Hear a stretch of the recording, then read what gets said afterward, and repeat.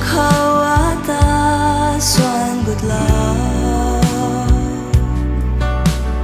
han đạt ni khâu mi đuôi thu tầm la ai nín tao cài buông đạt bú khâu bom liu lệ đạt bom thui á làm ra bom quan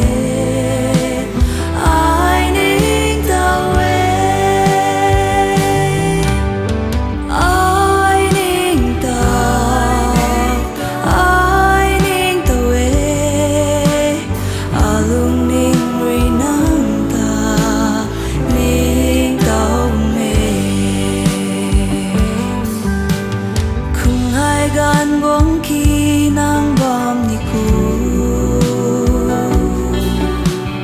tu giang mai gan thui nang bom ni ku ai nín tao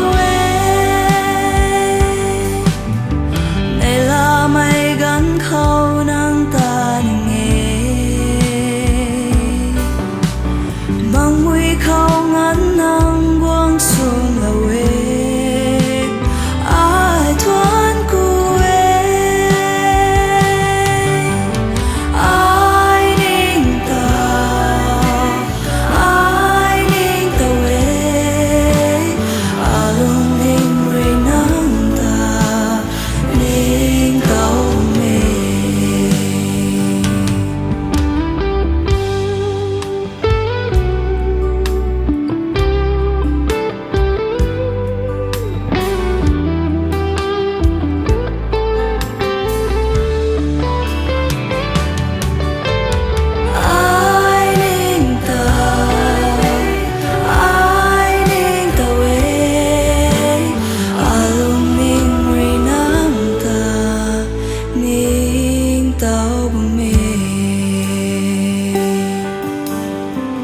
khát thu à như